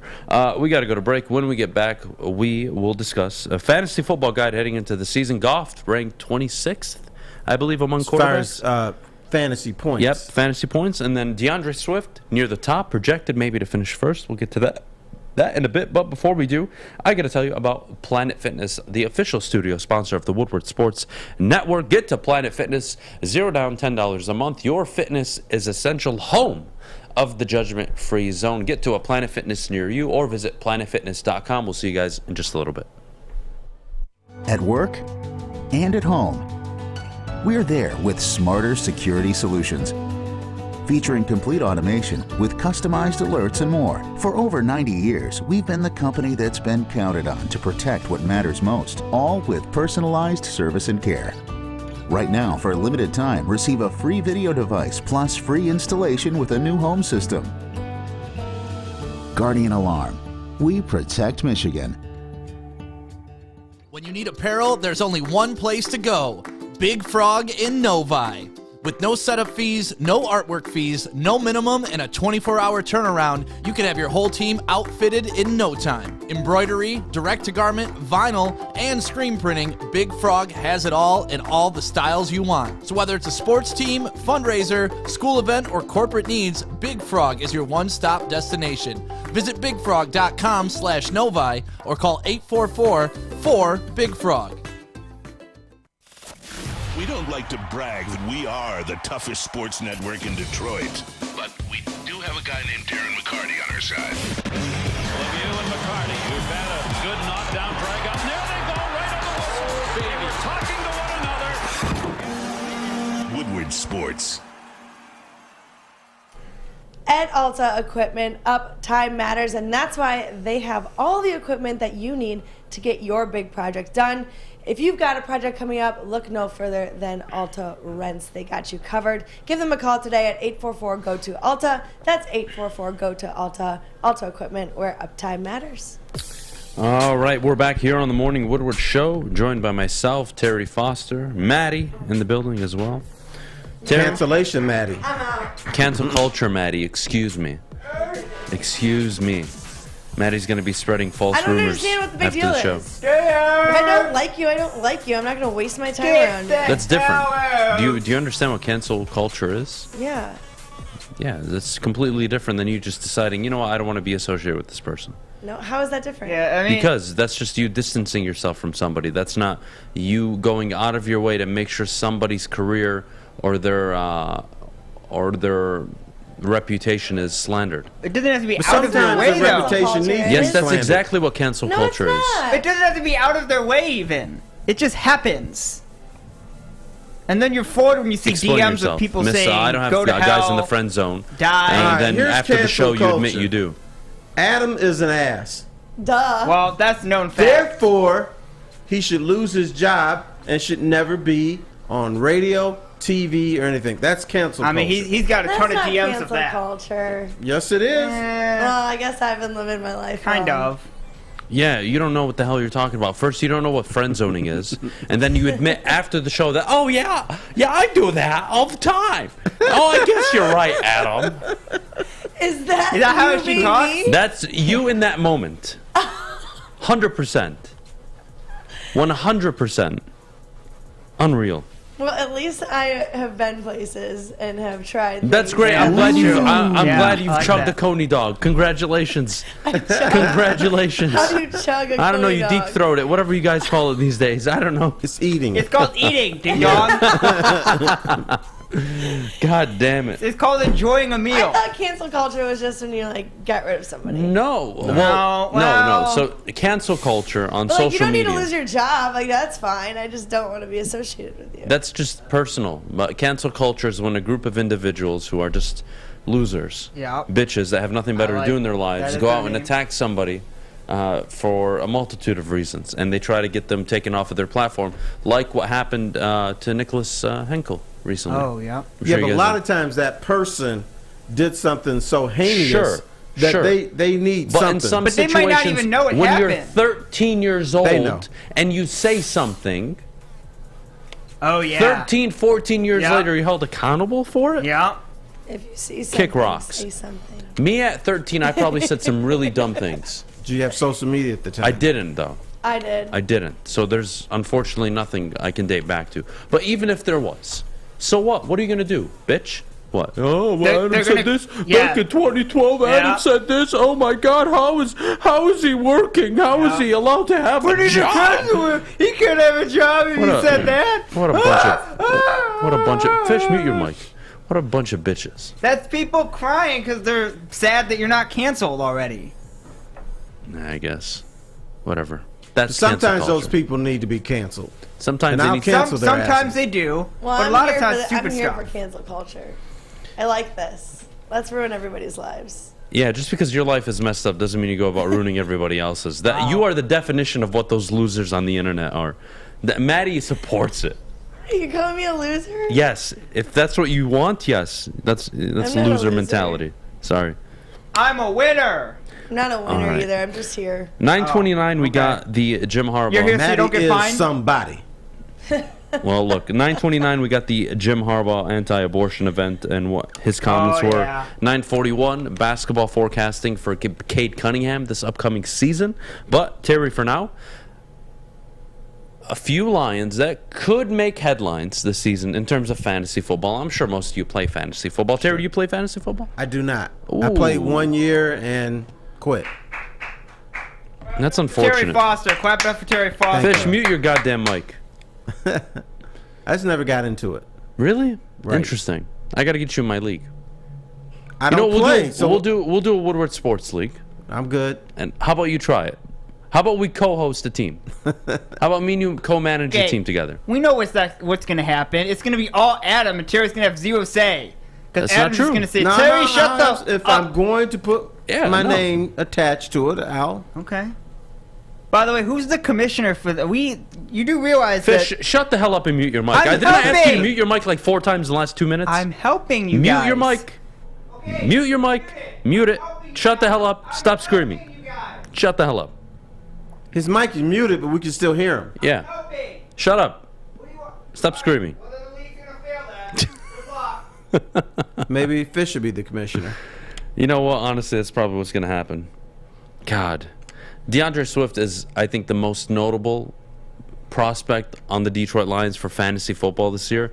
This is a guy, Terry, that could lead possibly the NFC or be top 3, top 5 in yards from scrimmage, receiving and rushing yards. This is a guy that, if healthy, and that's always the key word with a lot of players, if they're healthy, could produce big numbers this year, especially for fantasy football owners. He could. I mean, that's a guy you don't trust. If he's on the field and, like you said, healthy, I like him. I liked him in college. He has this little wiggle, and he's powerful, and he's speedy. But I was reading some fantasy stuff, and if you're going to have a Lion on your fantasy team, it should be DeAndre Swift. And they also said that he would be one of the top 15 people in the league. Yes. As far as production is He's concerned. a top. He's going to be a first-round pick this year. Somebody will likely take a chance on him. If not, he will be guaranteed a second-round pick. First rounder for whoever believes in him. Realistically, the goal is second-round pick with this guy. You're going to want to grab him in the second round. He'll fall where a Nick Chubb goes. He's going to be in that conversation, as he should be. And if you want a player comp, and it's not the best, but I hope it does a good enough job explaining at least how dynamic he can be. Terry, look at Austin Eckler out in Los Angeles with the Chargers. A guy that can run the football quite effectively. Maybe not a Derrick Henry style, but he's effective. He can run the football, but he can catch passes out of the backfield. And he is explosive at doing that. And DeAndre Swift has that potential. And as a fantasy owner, that is one of the more attractive things to have on your team. A guy that can not only get touches running the ball, but a guy that catches passes out of the backfield, especially in a PPR league. So, to give you some insight, I hold the number 2 overall pick in my big money fantasy league this year. $1,000 a team, but go ahead. I hold the number 2 overall pick. And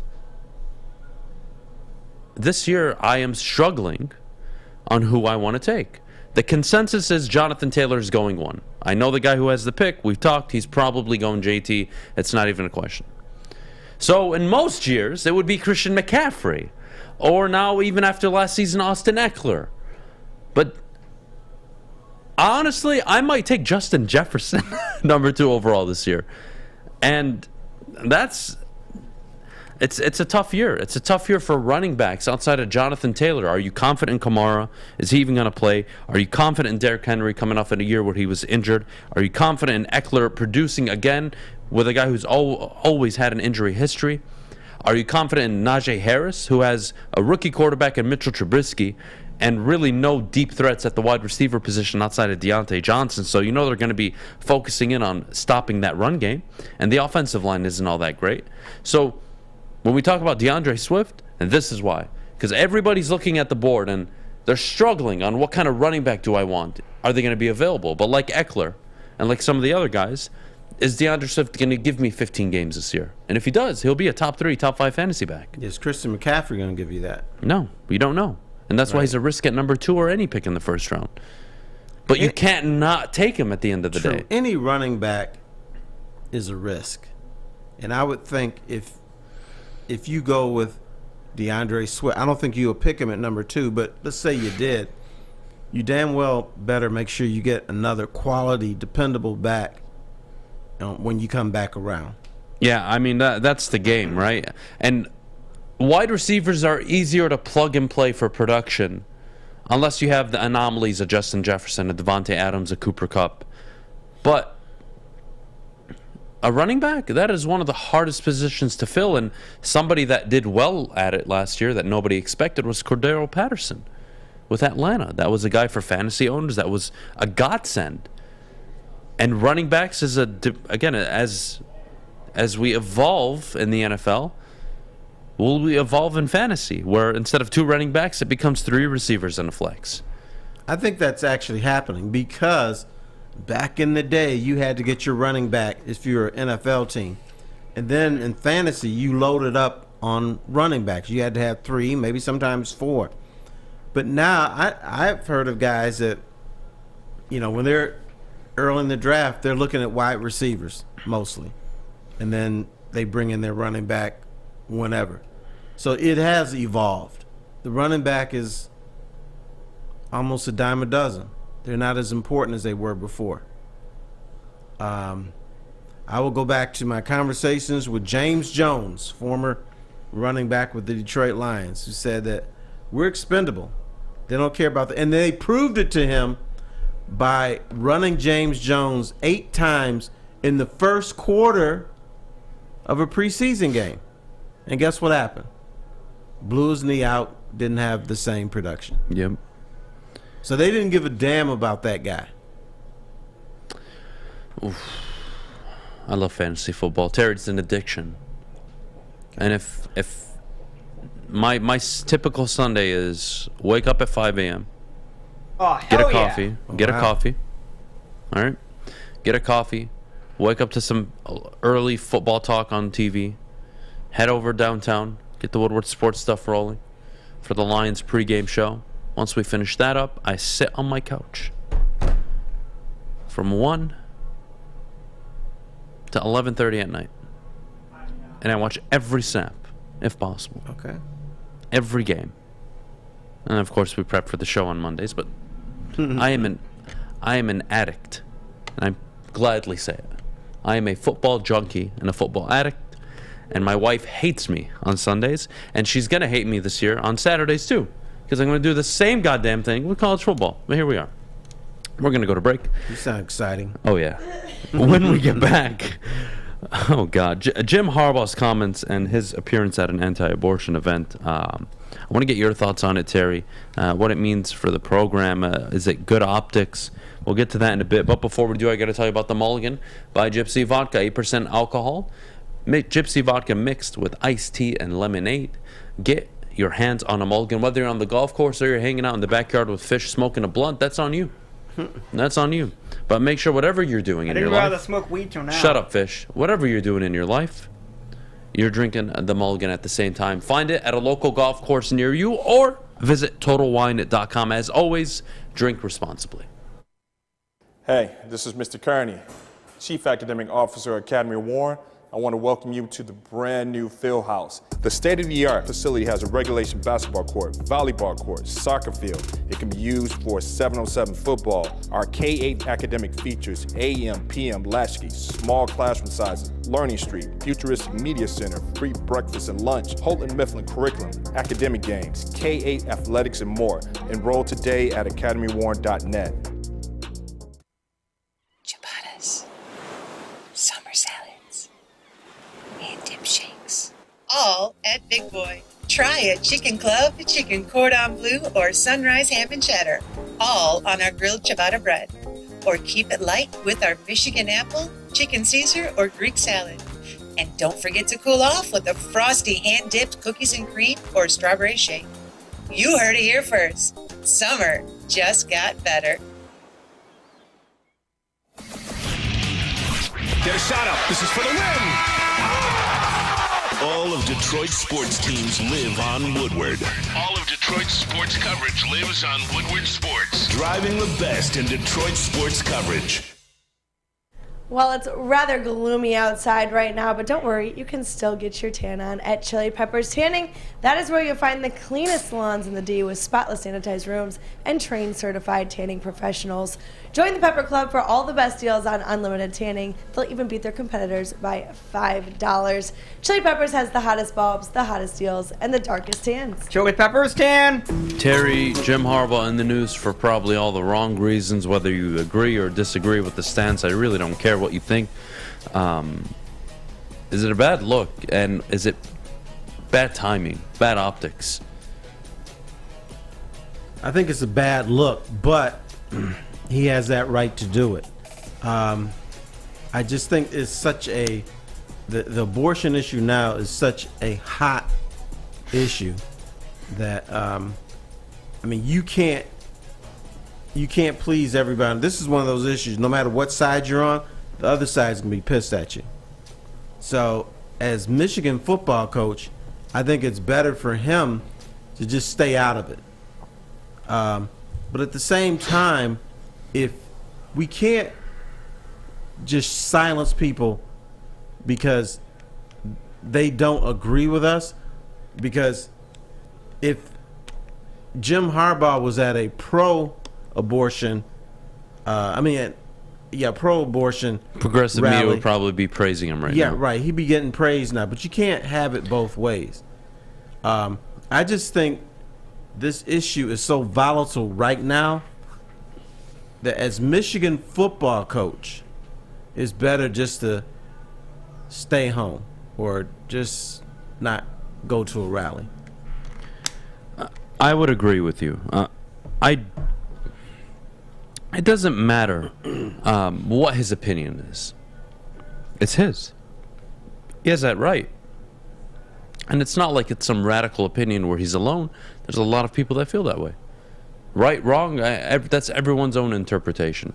I agree with you, though. I think there are some things you probably, you know what, now's not the time, but he has every right to be at that event. And I don't blame him one bit. And if that's what he believes in, good for him. And if he was at a pro-abortion event, good for him. It's his right. That's your right as an American citizen. To protest, to be at a rally, to support political... That's your right. That is what tens of thousands of men and women have died for, serving this country. It's for that opportunity. That's your right. I don't have a problem with it. But, you know, you want to dig deep and look into the optics of it. Is it the greatest? No, but I'm tired of having the conversation of, well, this player's in the media because of a political... So what's the problem? Are they just basketball players, football players, coaches? They're humans. They go home and watch the same stuff you do every night. Right. They're no different than you. They just are in a professional environment for sports. That's it. It's the only difference. And some of the things that people call political, I don't think it is political. But that's just my perspective. For instance, I don't think Black Lives Matter is political. Now, most people do, The reason I don't think it is because it is a matter of life or death. It is, in my mind, a serious problem we have in this world. So it's a civil issue. It's more of a civil issue to me. I grew up in Detroit at a time where we had a thing called stress. Stop the robberies and enjoy safe streets. And basically what it was a white guy walking through the Cass corridor with $100 bills, dangling out of his pockets, and some brother would go rob him. Often that white guy was a police officer. You just turn around and shoot him in the head. They killed 7 black guys. So that's my perspective. That's not a political thing. That's a civil rights thing. A, yeah, we shouldn't be robbing people, but B, it just became, it was almost like a carnival. Let's lure a black guy into robbing some white guy and then shoot him in the head. I didn't like that. So to me, it's more civil. And we still have the same problem I think today. I think, again, I'm super naive, and I'm totally aware of what I'm about to say is super naive, but we live in a country that allows us all equal rights to an extent. Are there some less than others? Yeah, absolutely. Every country has problems. We have our own problems. We're working on it. I get it. But if people want to have the option to get an abortion, I think that's something that should be available and provided. And if they don't, cool. Or they're against it, cool. But we have to remember, we operate as a country not on religion. Not on religion. And that's a big, big thing to understand. Because when you run a country based on religion, you end up like Iran. You end up like Afghanistan for an extent. You end up like a lot of the African countries, the Middle Eastern countries. And you really don't have a sense of what your country is, what your values are. Our values as a country are to respect everybody, respect their opinions. Everybody has the right to speak up. Fine. If you like this or you don't like it, that's on you. I don't care. That's your right. But I'm not going to make a deal because he was at an event that he supports personally. What's the problem with that? What's the problem? Because let's say it's 50-50 across the board. Maybe it's more. Maybe it's more pro-abortion. Let's say it's 60-40. Well, there's still 40% of the people that agree with him. So we have to widen up our lenses a little bit and be like, you know what? All right, that's his opinion. And it's not like he said something dramatic where he was threatening people. All he says is that I'm pro-life. I'm pro-life, and he went on to explain why, and okay, that's fine. Like, what am I supposed to do, Terry? Kill him for it?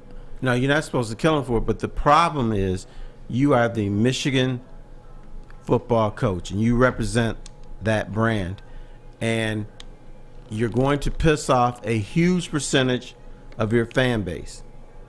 Ann Arbor is one of the more liberal cities in the country. I have to believe that most people are in favor of the right for women to have abortions in Ann Arbor. And Jim Harbaugh, the head football coach, is doing the exact opposite. Nope, don't want to do this. And it's one of those issues where I definitely see both sides of this. Yeah, I get it. I believe the woman does have a right if she wants to have an abortion. Now, I read a sign the other day. It was pretty interesting. It says, Roe versus Wade wasn't the end of women having abortions. It was the end of women dying of having an abortion. So that's pretty heavy stuff, because it's still going to do it, but now do you do it in a more dangerous way? And I can't get with people who say they don't care if it doesn't save the mother. Sometimes you could have a little thing, you can have an abortion if it saves the mother. They're even against that. So let the mama die. What do I care? I'm just so anti. Yeah, there's extremes on both sides, but Right. I think at the end of the day, both make good points, and that's like the whole great thing about this country is people are allowed to be on a certain side of a topic or argument, and you make your case for it. But we should all eventually be able to sit down and have a conversation. That is true. Now, I had an eye-opening experience when I had my first child.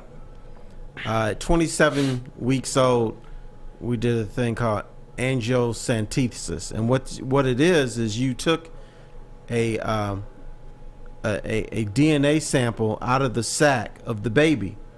Celine, when they put the needle in the sac, she was asleep. But once the needle got in there, she got all agitated, and the guy had to stop the procedure because she's trying to grab the needle. This is at 27 weeks in the womb. So she's all mad.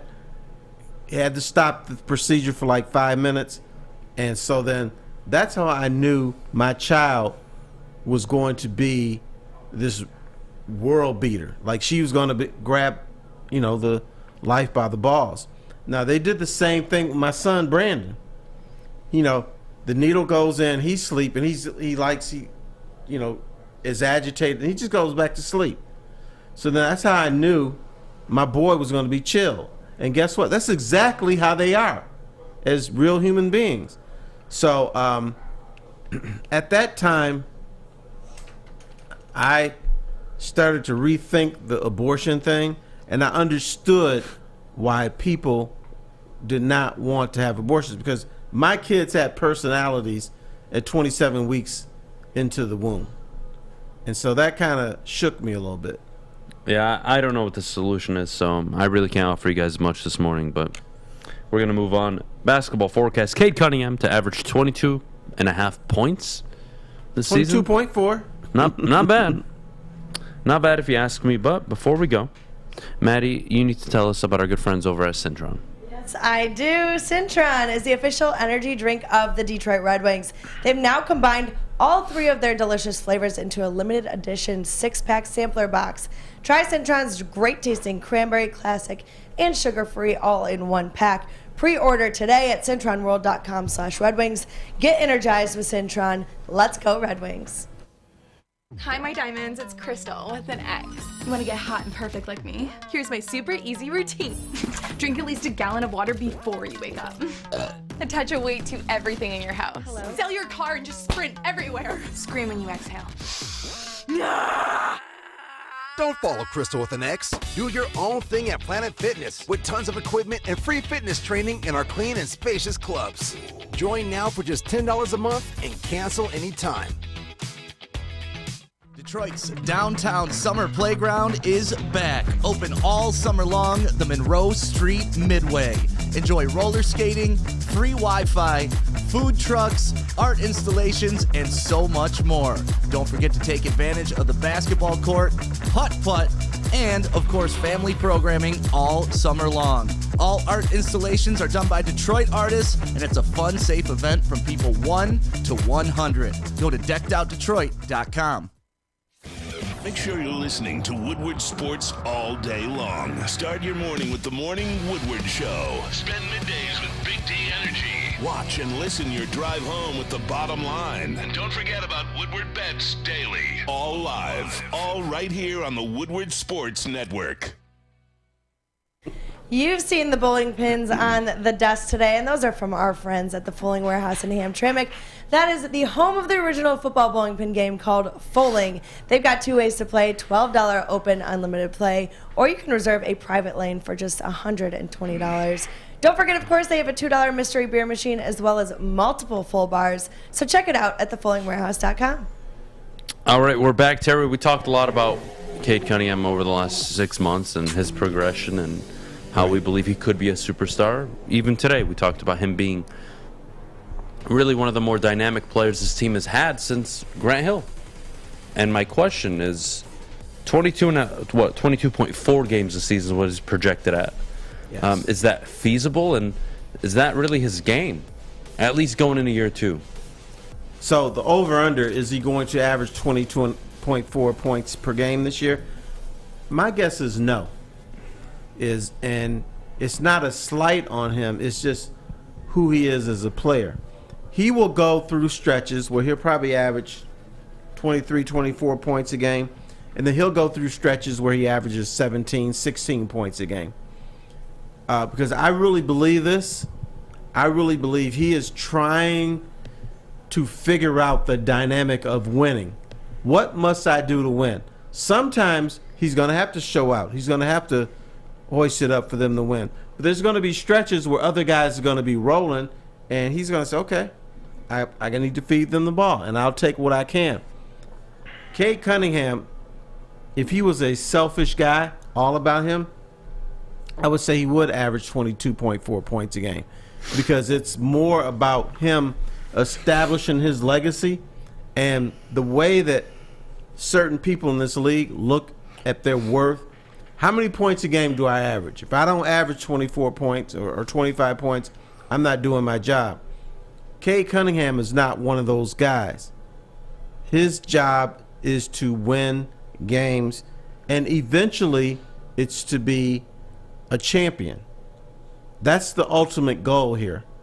What must I do to become a champion? And a lot of people, they ask me, well, how come Isaiah Thomas didn't average 25 points a game? I'll tell you why. Will Robinson was an old-time coach at Illinois State, coached at Pershing. He was in Isaiah's ear all the time. He used to say, champ, your job is not to make yourself look good, it's to make others look good. It's to make John Sally look good. It's to make Bill Laimbeer look good. And even though Will Robinson is not here, I think that same mentality is with Cade Cunningham. Your job is not to make yourself look good, it's to make others look good. So that's why I think he will not average 22 points or 22.4 points a game, because the goal is bigger. The goal is not about stats. The goal is about filling up that win-loss column with W's. So that's the way I view it. And I know Isaiah's been in Cade's ear. I don't know if they talked about that, but if they're talking about what makes a championship player and a championship team, then that subject has probably been broached between those two. I'm going to go under as well. It's tough for me to envision more than 22.5 points. That's something. Is he capable of doing it? Yeah. Will he this year? I don't think that's his focus. I think he'll be somewhere between 20.5 to 21.2 points a game. 5.5 to 6.5 rebounds a game. Somewhere between 6.5 to 8 assists a game. That's going to be his year 2 stat line. He's going to be a star player. Could be an all-star this year. Cade Cunningham is going to run this team. Saddiq Bey, on the other hand, I think will get more than 22 points a game. I think that'll be your 22, 23, 24 a night guy. And then we have to see Jaden Ivey's development. Let's not forget about Marvin Bagley. A lot of people that can score to an extent for you, at least get you 8, 9, 10 points a game. So there's points to be had on this team. I don't think they're at a stage where it's going to be Cade and Saddiq at 23, 24, 25 points a game going into this season. I don't see it. I don't see it. No, it won't. And here's the other thing. If a guy is not getting his touches, if a guy's not getting his points outside of Cade Cunningham, guess what happens? They sulk. They don't want to play defense. They don't want to be part of the system. So Cade Cunningham has a very tough job. He's got to run this team, but I got to make sure these guys out here are happy. Dwayne Casey can make them happy by giving them playing time. But if you're on the floor with your thumb up your nose and not doing anything, then you become unhappy, and that's where Cade Cunningham comes in. He's got to balance. Okay, how do I hook my boys up, but how do we beat Portland tonight? Or how do we beat Cleveland tonight? So it's a tough balance for him, and he's going to have to learn. It's going to be a learning curve for him. Yeah, of course, and we saw it down the stretch with Cade how clearly he was the alpha on this team. Fourth quarter, ball was in his hands. He was the one keeping them in potentially winning them games last season. But mailbag time. We'll go to break. When we get back, we'll answer all of your questions. Get them in the chat, whether it's from myself, Miss Cancel Culture over there and Maddie, or Terry Foster himself. We'll be right back in just a bit. But before we do, I'll tell you where I got my beard taken care of yesterday, and that was at Lady Jane's Haircuts for Men. Thank God, indeed. Thank God for their awesome stylist, because I know I looked like a grizzly bear. I apologize, but that's why I went to Lady Jane's. Open 10 to 8, 7 days a week. Walk in anytime. No appointment necessary. At Lady Jane's Haircuts for Men. It's wicked awesome. Hey, it's Sean Jordan from the Sports Marketing Agency, and SMA wouldn't be who we are without our amazing partners. Thank you so much, Sean. You know, at Detroit Wayne, we want to serve as a resource for you and your families. We offer mental health services, substance use disorder services throughout our communities, and we want to be that source and resource within the community. If you or a loved one are suffering from a mental health or substance abuse issue, please don't hesitate to call 1-800-241-4949. You don't have to go to the beach, man. You don't have to get your butt crack full of sand. You just need a little chili peppers, man, to get that glowing beach chili peppers tan. Woo! With 26 locations in the Metro Detroit area and more coming, Chili Peppers Tanning is where you'll find the cleanest salons in the D. Join the Pepper Club for the best deals on unlimited tanning. Head to chilipepperstanning.com. You just need a little chili peppers, man. 3 NBA championships. Detroit fans were there. 11 Stanley Cups. Detroit fans were there. 4 World Series wins. Detroit fans were there. And that one Lions playoff win in 1991, yeah, Detroit fans were there. Woodward Sports, where the fans are. OddsTrader.com is the #1 site for all of your game day bets, play-by-play updates, live scores, and the best price on every game from multiple sports books. Go to OddsTrader.com right now for your best bet, or you can download their app from the App Store today. All right, we're back here on the Morning Woodward Show. Mailbag time. Get your questions in the chat. Mailbag. Adam, when are we seeing the Shark Tank presentations for your college football fandom? Early August. Early August. We'll do it a few weeks before the season kicks off. Terry, I am going to be pitched by Spencer and Owen, along with Ermani and Braylon, on whether I should be a Michigan fan or a Michigan State fan for the upcoming season. They're going to come after you real hard. As you know, I support both. I want both schools always to do well, but Do you I want really, to experience. though? Do you I do. really? I do. I really Okay. do. But I want to experience a college football season as a fan of only one. And if I commit to being a Michigan fan or a Michigan State fan, I feel bad for the opposing fan base because I am going to be insufferable. But I think that's going to be fun. It will be fun. I think part of it being a Spartan or Wolverine is you have to be a dick to the other Damn right. fan base. And you know what? Look, if we're honest, if I can keep it honest with all of you, I am leaning towards Michigan State at the moment because I would love nothing more than come into work every day and talk tons and tons and tons of shit to Ryan Romani, Braylon Edwards, and every Michigan fan here. Because we have a lot of Michigan people. We do.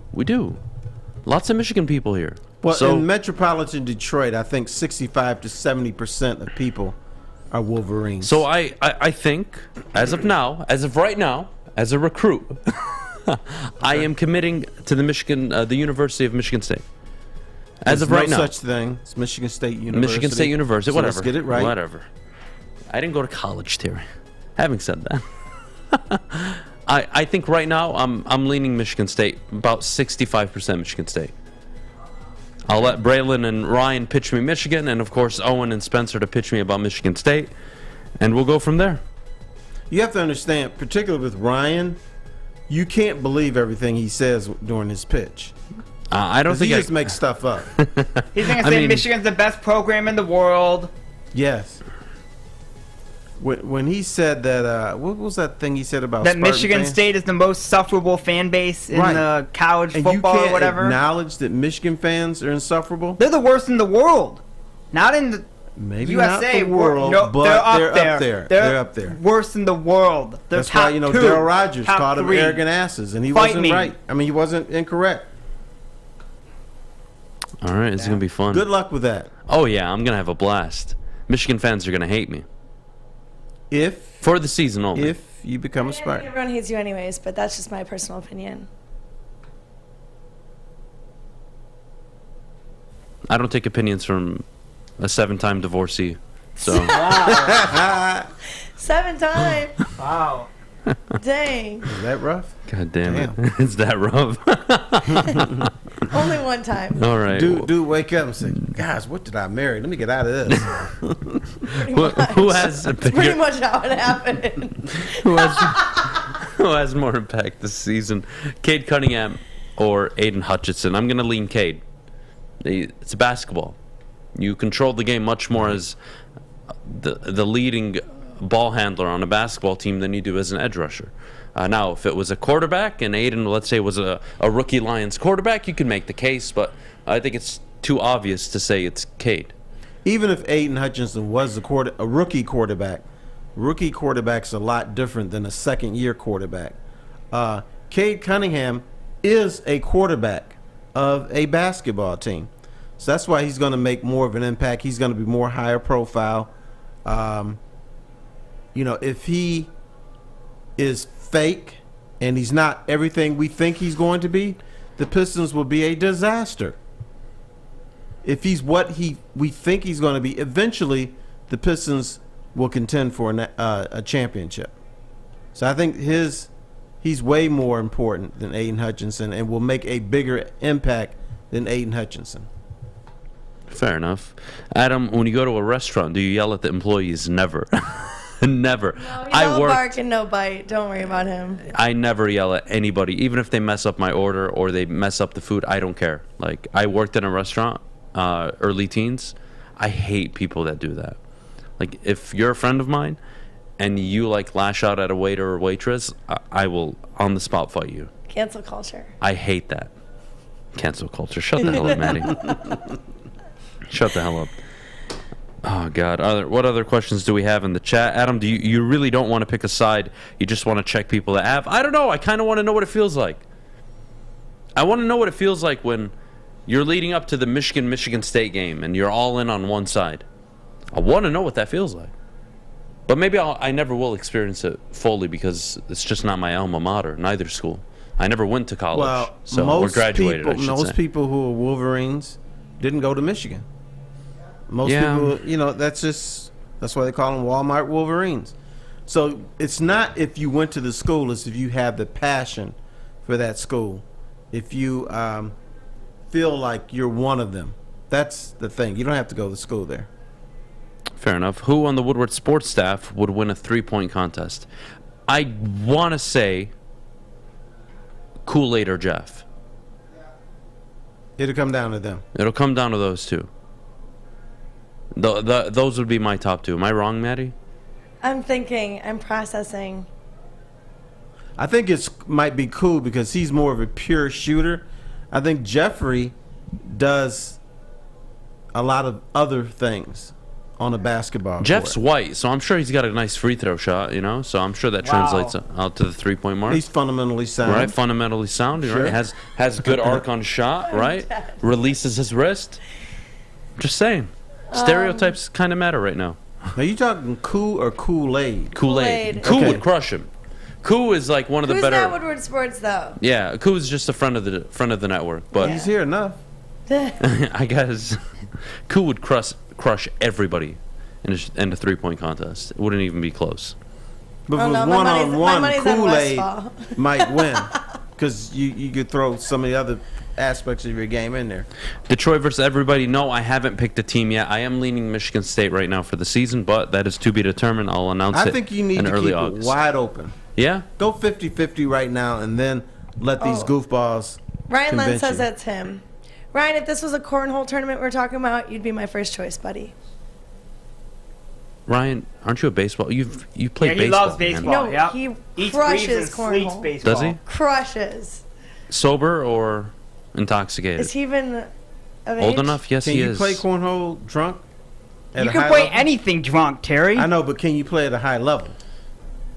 It depends on the person. Depends Are you a functioning alcoholic? Depends on the or are you booze. Yeah. All right. Well, we're out of here. That's it for today. Thank you so much for joining us this morning, Terry. You're the best as always. Everybody, have a great rest of your day. And Fish, shut the hell up as always. And you're not that bad. Go away, Glenn.